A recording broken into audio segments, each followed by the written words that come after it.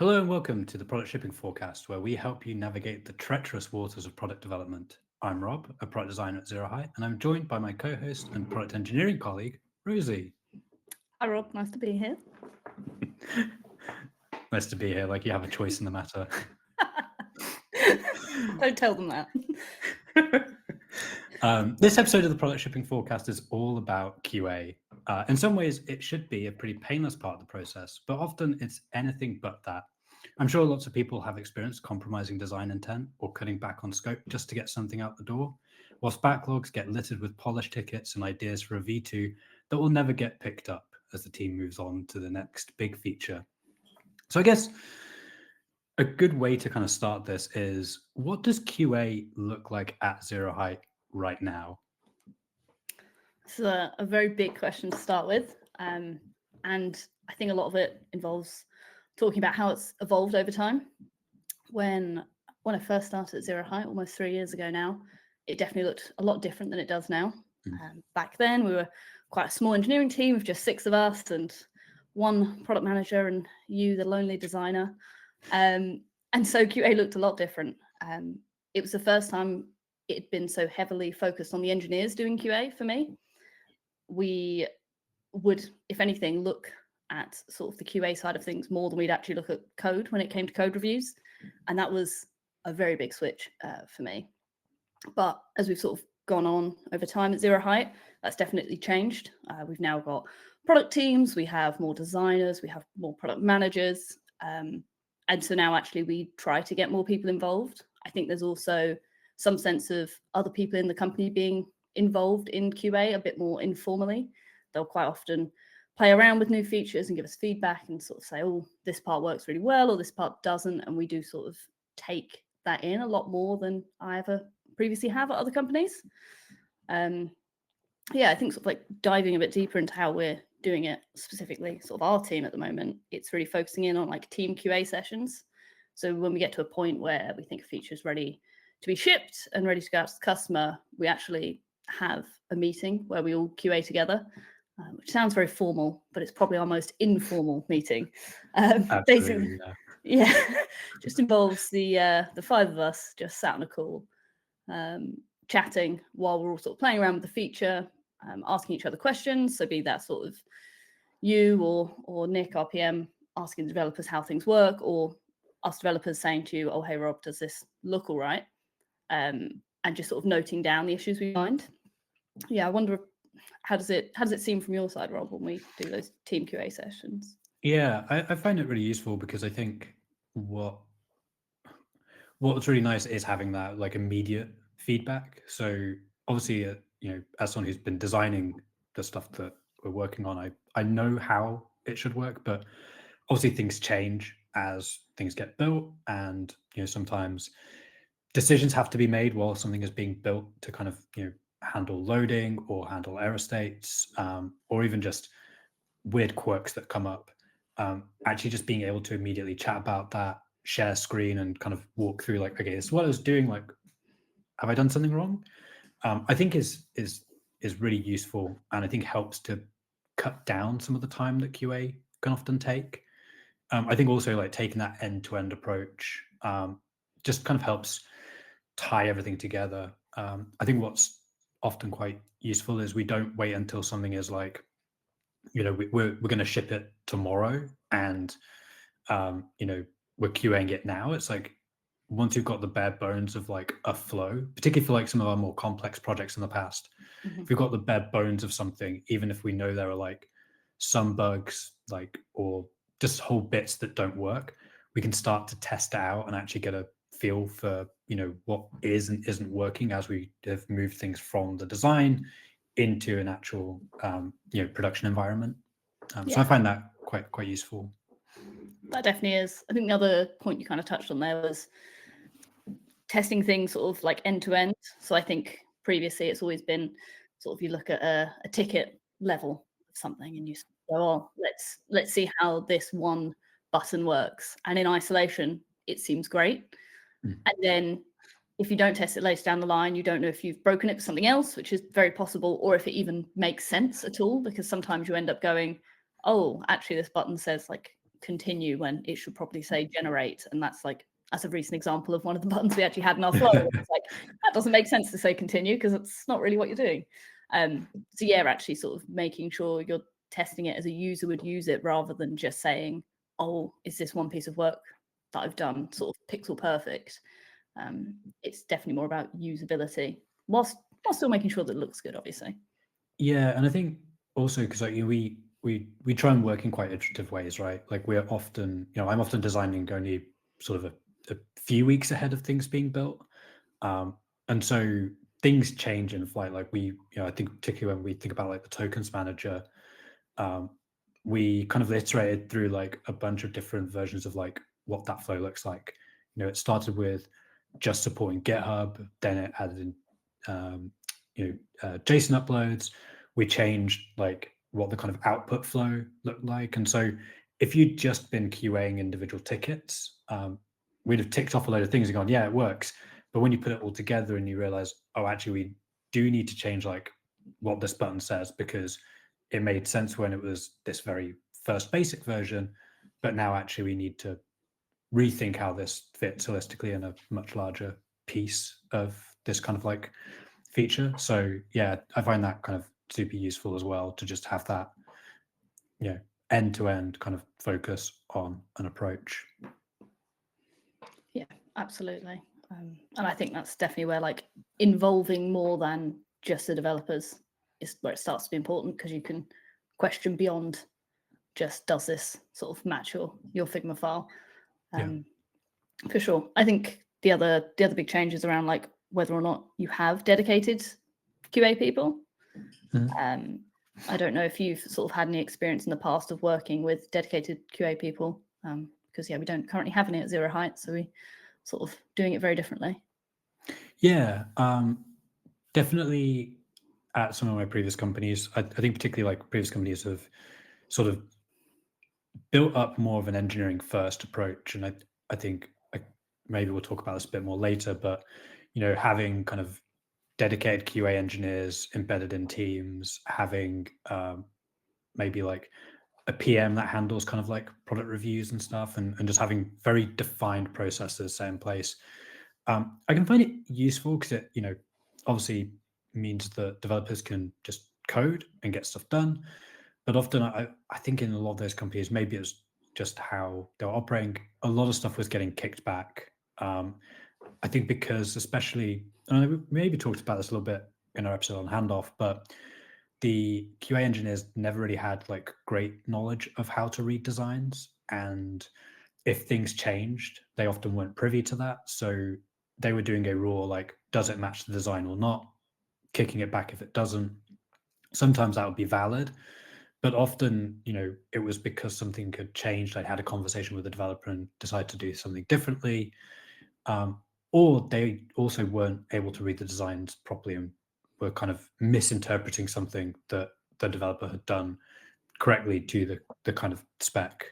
So yeah, that was kind of a thing. I think I mentioned it around as well as around like highlighting stuff that was out of scope because I didn't want to have to create multiple designs for stuff. And that was, part of that was to satisfy the fact that we had QA engineers who would literally just be, side by side comparisons, and even if it wasn't relevant to the ticket they were looking at, would kick something back. So it can kind of slow things down. I think also, often separates out the people who are kind of like building and designing from having that view on like what does good look like. And often I found that it makes it a lot harder to ship stuff that you're really proud of, which again is like personal experience. People might have different views on that, but that has been my experience.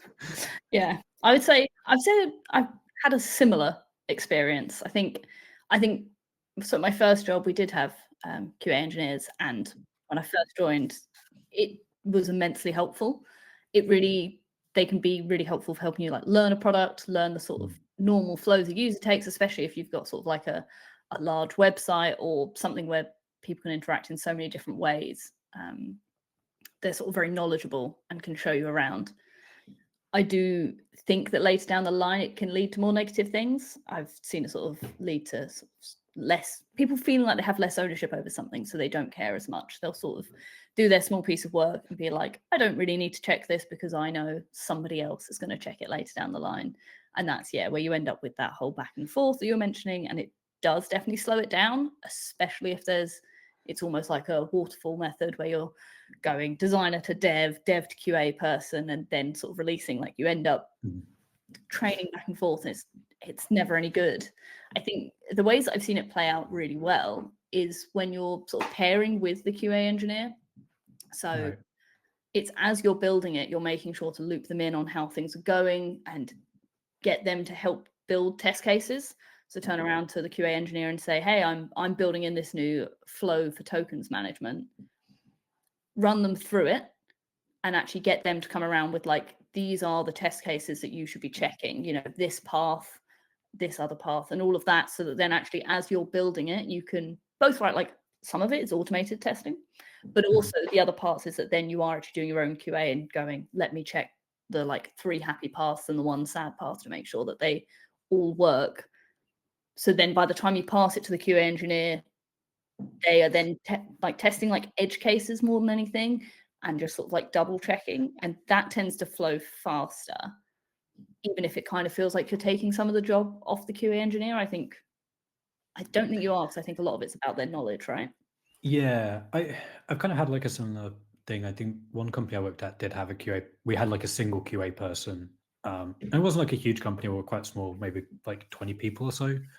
But it meant that they couldn't physically do all of the QA. And so a lot of their role was much more about establishing what good QA practice looks like, helping teams like get onto like proper automating testing, Yeah. accessibility testing, all that kind of stuff. And that I've found was like really useful. I guess like in some ways it's quite similar to how some teams try and look at like research as a function. There's that argument for you could have a separate research team who then do all your research versus having a research team that is upskilling, your designers, your PMs in what good research looks like. So the day-to-day kind of like usability testing and kind of like lower level discovery work can be handled by a team. Yeah. And then like the bigger, broader, like, strategic discovery can be handled by that kind of research side of things. So it's interesting that there's that kind of parallel at the other end of the process. Yeah. I think it's probably kind of common like throughout the process, because I think some of the things you've done as a designer for us as engineers is sort of empowering us to think about your designs beyond just what you give us. Like, you pass over a Figma file and we don't just go, okay. Instead, you sort of give us a space to like ask questions, and you've given us the ways to think about something. And I guess like bringing that back to the QA topic, talking about sort of like design intent and thinking about like whether or not there are better ways to do something. How do you find that part of the QA process as a designer? Yeah, I think at Zero Height, in the way that we do it right now, I think it works really well. Like you say, I think we try to make sure that developers understand like the intention behind design and the kind of like the tools and the patterns that we have to kind of play with. And I think just making sure that there's always that kind of like culture of being able to like offer feedback. I've worked in places where people outside the design team don't feel empowered to give feedback to the design team because they feel like it's outside of their kind of like remit or their knowledge base, and sometimes that requires us to kind of upskill people and just help get them there. Yeah. But for me, like the reason for this is like design, like it shouldn't happen in a vacuum, and it often does. Like as collaborative as you try to be, like ultimately I'm going to go off and sit in Figma and try and think about things, sketch things, mock something up, and then present it. And I can try and be as open and collaborative as possible, but ultimately that's just how it falls down. Like developers need to, want to be focusing on writing code. And I do sometimes just want to be left alone and like designing. But the problem there is like, that only gets you so far, right? Like it's what design does is like very idealistic. It's with the best intentions. Here's what the happy path looks like. Yes, I'm going to think about error cases, but I actually don't know how this is going to play out when it's in code. I can prototype something. I can like, mock up a flow and say, okay, cool. Like here's what it should feel like moving from screen to screen. Maybe we can even build like a rough prototype to kind of like do some usability testing. But until you're like plugging in real data, until you're like actually, you know, hitting those server endpoints and actually like seeing how something flows and thinking about it in a different way, um, it's always a bit malleable. And so I think the QA process allows us like an additional level of like usability testing where it takes it away from me writing like a really nice script to be like, okay, here's the questions to kind of prompt you in the right way to move through it, or me just being really close to like knowing exactly how everything works. Like often on those QA calls, it's really interesting seeing like Nick, for example, like walk through a flow and seeing where he trips up and going, in my head, like that's super clear. And like maybe when I test it with people, it seemed clear, but actually when we've seen the whole flow together, when we're actually seeing it working properly, maybe something isn't like fully landing. And I think we're really good at not just like pushing back like polish tickets, but actually sometimes going like, maybe we need to rethink how this works. Maybe we need to rethink how we design this. And you can only really do that if you're doing QA early and not leaving it till last minute. Because otherwise you are just going to have to deprioritize that stuff to ship. Yeah. No, I think some of the projects we've worked on like over the past few years have been like a great example of that, because we've worked on some developer focused things, which I think is so much more sort of outside of your comfort zones in terms of, you know, Zero Height's largely been a product for designers. So most of the things you've been thinking about designing are things you use yourself. And so it's quite easy for you to go, oh, I understand how like Figma works in terms of like, this is what a style is and this is what a frame is, versus now we're sort of focusing in on like developers and looking at things like npm packages and repositories and package files and stuff. And it's suddenly you're like, I don't actually necessarily know exactly how all of that flows. And so when you're doing your initial designs, I think there's even more room for us to be like, hey, that doesn't make sense. And then there's definitely this weird boundary where we've sort of, you shared your initial designs, we gave some feedback and changed it, and now we've sort of put it in the product. And then our recent QA session sort of gone, actually we've like looked at this from two different viewpoints. Like us as developers have looked at it and gone, oh, here's the assumption we're making, and then you've played around with it during the QA session and gone, that doesn't work as I expected it to. And actually being able to have be on a call and have a meeting about it and chat through like, this is why we've built it this way, and you talking about your expectations and why you thought it worked different ways, has meant that we've managed to find the right direction to go so much quicker, versus sort of going back and forth on the Figma file before it's even built to try and perfect it, which isn't really possible in my opinion. Or us releasing it and then you being like, what on earth is this? And us being like, oh, don't worry though, it matches the design. And you being like, but yeah, that's not how you're meant to use it. It's kind of interesting because like one of the things I'm working on at the moment, right, sort of requires you jumping out of Zero Height and like engaging with like the terminal, engaging with the command line. Nice. I'm glad you remembered what it was called. I was seeing the fear. I was like, can you remember what we've built? Yeah. But like that's kind of interesting because obviously like I'm not designing like the command line stuff. Like I've kind of seen what's been built and I've made some suggestions for, you know, kind of wording we want to put as like you're kind of like setting that stuff up. But I'm not going to sit there and like mock that up in Figma, right? And so it's a very different experience to like be kind of QAing that flow and thinking like, okay, like what point does someone jump out of this flow and then need to jump back into? But yeah, back onto the topic of QA. Sorry, sidetracked us a lot there. So obviously like we involve you as designers like a lot at Zero Height, which I think is great. But I know that sort of like my previous places, and I think the same at yours, like it's been a lot harder to get designers involved. Yeah. Do you think, like, how did you manage to change that? And do you think it could be changed at other places as well? Yeah, I mean, I'd say it can always be changed, right? Like even at the most rigid company, like there are opportunities, but it's hard, right? Like and I think I sort of like, I guess mentioned it a little bit earlier, but like places that have kind of like try to over optimize for engineering output, I think tend to be the hardest to kind of shift this mentality, because those companies that have kind of like really bought into kind of agile, they got the scrum masters, they actually care about, like, what does their burn down look like. And You mean you don't and care about our burn down chart? We look at it every week, Rob. we look at it every week, and the comment is always like, that looks like a graph. But we're not sitting there and like going, oh, why did we only output X number of story points this week? Like, what went wrong? Like, sometimes we do talk about that if it's like much lower than we expected, but generally, like, we're not stressing those numbers compared to some place I worked at. Yeah. Where then I think it does kind of force QA into being like a box ticking exercise. Like, this is good enough, it can go out. And typically design's kept out of that.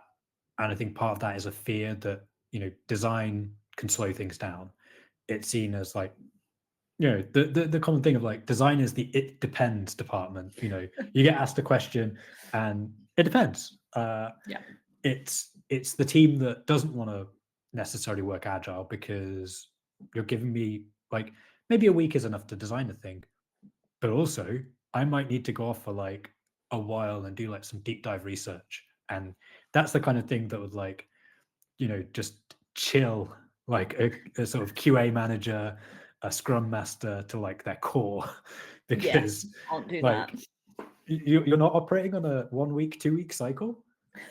Outrageous. Yeah. And so I think that makes it very difficult. But typically what I've tried to do is actually just circumvent like those people. Like, either just ignore them. Well, I think you have to kind of like prove that it works, right? Like, they're people who are very much, I'm gonna air quotes this, evidence based. Just dropping like hot takes in, but they have their way and it works, and so you need to be able to sort of show them that this additional way isn't going to like break things. And so for me, like, that is about either reaching out to like just QA engineers and kind of working with them to maybe get a bit of a heads up on stuff or open up a dialogue, or just working more with a developer, getting a developer on side and kind of doing like an informal sort of like code review QA step in there. I find that has often been quite helpful. The other is like, a lot of places still have like a product review step. So again, get pally with the product manager and like just try and get involved in that side of things.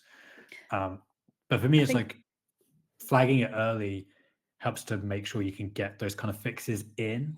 Whereas if you're, at the very end, product reviews tend to happen quite late in my experience. You're just creating more stuff for a backlog. So yeah, that's kind of how I've tried to do it in the past. Yeah, I think it's so much easier to do if the designer is sort of in the team, and that's not something that's easy to change, which is why it's terrible advice. But as soon as the designer's in the team, it becomes so much more natural to reach out to them as an engineer, like while you're doing the work, like to be like, hey, we're missing an error state here, or whatever it is, versus as soon as the designer's external, like I've noticed such a difference where sometimes it's hard to reach out to them because like you don't know what their schedule is and they could be busy.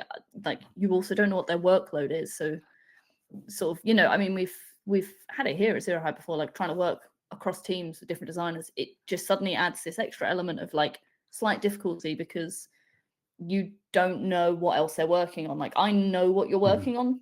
Like, we catch up on that every week. I kind of understand where your energy like is being focused and know when you have time and when you don't, versus as soon as you work with someone that you don't know what they're working on, you have no expectations, and so you're sort of asking questions and hoping that they have enough time to look at it for you and that can fit randomly in their schedule.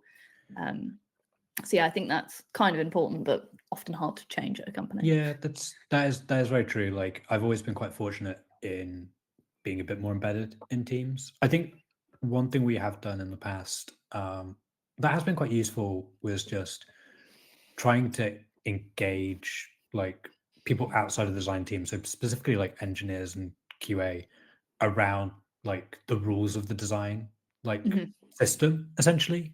I mean, this was like before we were really talking about design systems. Like, I mean, say before, it's like 6 years ago, before I personally knew what a design system was. I don't want to Before pretend they that were cool. yeah, we weren't talking about design system at the time. At least I wasn't.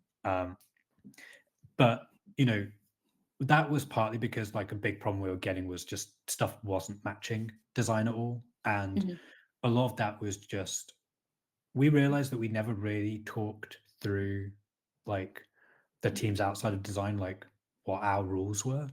So Yeah. we sort of banded together, pulled together like a bit of a deck that we let like people keep, but it kind of talked through like, you know, here's how we're considering spacing, and here's our kind of like, I guess what you would consider like semantic rules around that in terms of like what's small spacing, what's large spacing. Kind of Mhm. feels like feels really elementary to be saying this, but I think like that helped to kind of like firm up a lot of like this is why we do things this way. And the change was that we started getting designs, like we started seeing design shipping that were much closer to intent. Yeah. We actually started to get a few developers like being brave enough to like flag up when something didn't match Mhm. what they'd been told. So like they've been told like we use this color gray for like, you know, non-functional states like disabled states, inactive states, things like that. And actually then going, this is different. Should it be different? And then going, Yeah. oh, great. Like, you know, we're getting better output. And I think that is again like that only took like, you know, an hour or two out of people's time, like off on the engineering side. It took a lot more work from the designers, but that was like a small impact on the dev team to drive what I think was like, you know, quite big gains from that. And also then started to break down some of those barriers because we actually got to know more of the devs a little bit more, Yeah. because we had been a bit more siloed. So I think there are definitely ways to do it. A lot of it it's just starting conversations. I think it's, you know, it's all about like, you know, just working that kind of like network within your organization to be able to get yourself to kind of see something, provide Yeah. feedback, and develop that kind of like safety in terms of like putting something out there. Yeah. I also think getting people to care is important.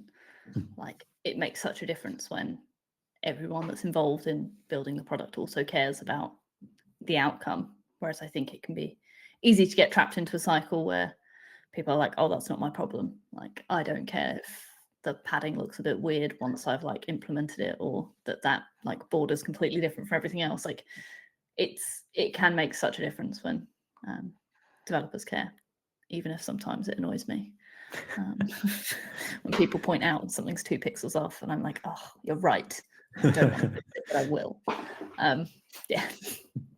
Um, I guess, yeah, we should probably like jump into how we prioritize all our output from Mhm. QA. So sort of, I guess a little run through of how we do our sessions is that we're as a team sort of QAing whatever the feature is, and we have a nice little Notion doc where everyone sort of notes down all the various bugs that they found, label them up as sort of things like, is it an actual bug that's sort of breaking things? Is it some UI polish that needs to be done? So just things like maybe we need a nice little animation or a loading spinner or something to make things look a little bit better or flicker less. And then, yeah, once everything's in Notion, one of us, quite often me, because I'm a big Jira fan, turns all of those bugs into Jira tickets. And then that's when we start prioritizing them. And I guess, yeah, from your point of view, Rob, how do you prioritize the output from our QA sessions? Yeah. So when it comes to like the design side of things, like there'll typically be a mix of stuff. So there'll be like things that actually are just kind of like small tweaks. Like maybe we can make this button a little bit clearer. Maybe we need to think about an edge case that we hadn't really thought of that's now coming up because, you know, we're using real data and we're seeing how things actually work. Yeah. And sometimes it will be that we've talked about something and there's like there's a bigger change that probably needs to happen. Um, and so often like it's kind of weighing up like where are we at in the kind of like the process of shipping. Like, are we kind of looking at something where it's like, we think we could ship this in a week? Like, if we, based on like what bugs we have and kind of how confident we are with how the feature works. So that will often then dictate what I'm kind of prioritizing next. If we're close, I'm going to focus on those bugs. Like, those are going to go top of my backlog, and I'm going to try and like knock those off as quickly as possible, so they can either get prioritized into the next sprint or just get picked up depending on the size. If we're a bit further out, like, that's might be a bit lower on my priority list. Instead, be looking more at those kind of like more foundational changes that might have been prompted. But again, it depends on where those kind of things are. Like, we've definitely had times where there have been kind of like bigger things we've thought this would be really good to change, but also we're only planning to ship for like a beta release to kind of test things out, get some feedback, understand like, is there enough appetite to invest in this further? In that case, like, we could probably deprioritize like the bigger tasks, or look at them as like, this is going to be the version 2. So it's I think a bit more nuanced than well, I mean, it's a very much it depends. such a designer answer. It depends. I know, sorry. I feel like I have a more firm answer as a developer. Yeah, but I don't want to say it's on vibe, but sometimes it is on vibe. It's on vibes. That's how our team does everything. It's all based on vibes, which isn't a helpful answer, but is kind of true. I think, from like my perspective, I guess one of the things to say is that we kind of do sprints. We technically do 1 week sprints, but they're very, very loose. And I'd argue we essentially do Kanban, but just with like retro and sprint planning once a week. So I guess when it comes to bugs, like the point at which we're QAing, we know we want to release the feature. Like, we want to try and release it as soon as possible, because usually the aim is to get it out there to see if people like it, right? And so we don't want to be delaying it. And so I think we tend to try and then just prioritize all the bugs immediately. And it sounds very odd, because usually when you QA things, you're like, okay, which ones do we care about and which ones don't we? But unless something's going to like a closed beta, which we don't do that often, most of the time we're immediately putting something out and expecting all of our users to see it. And therefore we kind of want to do all of them. So before we release anything, we'll make sure we fixed all the bugs. I think in terms of like prioritizing order, the biggest thing from a developer standpoint is fixing things that will be hard to change once it's released. So that's anything that sort of involves like data models. So sometimes we find bugs where it's like, oh, actually, once we put this out into production, we're getting a completely different response from GitHub. And so actually we need to change the way we're storing our data, which actually it was GitLab technically this morning that we found, but we found a bug with GitLab, and we're like, oh, actually, this just breaks everything. And all of a sudden we actually need to change a data model to allow it to work. And it's important that we fix that before we release it to everyone, because otherwise we're going to have to do some really horrible migrations later down the line. And no one wants to do that. And I think those are the obvious ones, right, as a developer, is to fix all the sort of technical bugs. But I think the thing that's important to us here and that we do really care about is the user experience as well. So like, I remember when we had one of our team members, Rab, join, and he did his first QA session, and he is the best at breaking things. I've never seen somebody say, oh, if you right click over here and then you press the escape button and click over there, it breaks. And I was like, why are you doing that? But he finds all these weird bugs, and we do actually try to make sure we fix them. And I now see all the importance to that. So actually, like accessibility stuff, like making sure we can tab through flows. Like, we don't release flows that you can't tab through. And like a good few years ago, I would have been like, oh no, we can fix that later. But fix that later never really happens. And so actually, it's important that we say, no, we need to fix that before we release it. Because usually it's a really small amount of work while you're working on the feature. But as soon as you like put it in a backlog and come back to it later, it becomes this bigger piece, because you have to get the context again of like, how does this flow work? Where was that bug? I can't remember what it is because I wrote a terrible Jira ticket. I think we put a big amount of pressure on ourselves to make sure that we've fixed everything before we release it.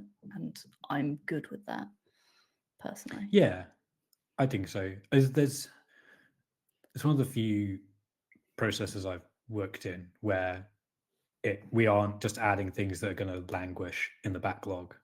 Like No. everything gets done. We do sometimes have like, I think this is like the benefit. There's a couple of benefits I think of documenting stuff in Notion first and then moving Mhm. it into Jira, is that we have that kind of gating of it Yeah. doesn't just go onto the backlog because someone reported it. It's we think about it. It also helps, like having everyone on a call means we don't duplicate stuff up, Yeah. which I think is quite common in a lot of places I've worked in. Like, and actually, even I think before you joined, we had quite a few places in Notion for like feedback or like bug reports, Yeah. and you'd have multiples of the same thing because people framed it differently, like just worded it differently, or just didn't check to see if that thing already existed. And that's often been some of the problem with QAs when you get like people from different areas like sending feedback through different channels. Like the fact it all goes into one place just simplifies that down, because all on a call we can double check, like, has anyone else noticed this or reported this? Or Yeah. like I can ask, like if I see something and I think actually this item in Notion looks similar to what I think I've seen, but I'm not quite sure, I can just ask and say, like, I notice we have this, it's this what's happening, and kind of move like keep things nice and condensed. I think is super useful in Yeah. that side. And it just means like we very rarely have something that just goes into a Jira backlog and then sits there for like months. Our backlog's very small. We've only got 12 tickets currently, and we're meant to be planning a sprint tomorrow. So I think our backlog's small enough. I don't want it to be any smaller. We'll run out of things to do. No, it's nice. Like the design backlog at the moment is currently bigger than our squad backlog. I don't like to look at other backlogs on Jira. They all scare me. I think that's the reason why you can claim yourself to be a big Jira fan, is because it's a small backlog, so you don't see all the pain of having to deal with Jira. I think when I was pitching that Zero Height should use Jira about 2.5 years ago, one of my key points was like, Jira is good if done well. I was like, if done badly, Jira will make you sad. And yeah, I think it does make some people sad, but that could be a topic for another day. Just Jira, and that's another hurdle that I think we're still facing and still trying to work through as a company, sort of realizing what other people are working on and making sure that you're thinking about it when you're QAing your own thing.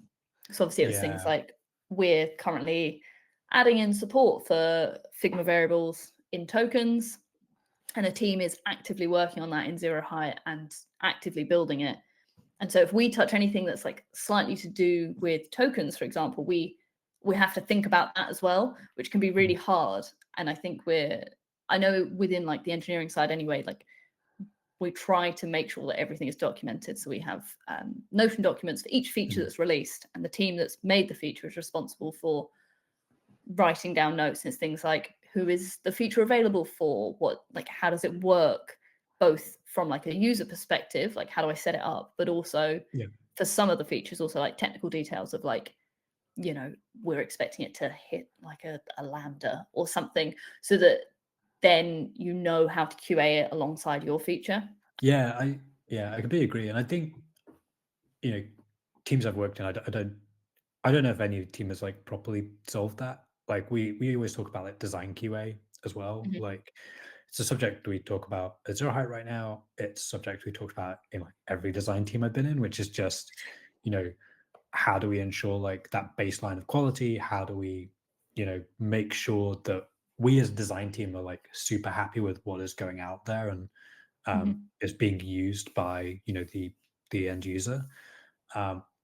And I think the quality of what we ship at Zero Height is higher than a lot of other places I've worked at, but it can always be better. And I think, like, it's, and this is partly what design systems step into to try and solve a little bit, right? Which is establishing like your baseline of components and patterns and things. But I think there is like more to it in terms of like, we haven't even really started to talk about like animation and transitions and how that factors into QA, because I think in my experience, not just in Zero Height, but a lot of companies, like you might find a team that's like really keen to do that stuff, that really kind of like wants to sweat the details of like making really nice transitions and flows, or you've got like an engineer that's like really passionate about that. And then that stuff happens in some areas, but then other areas like are very like static, and it's like, Yeah. almost like PowerPoint slideshow, like next screen, please.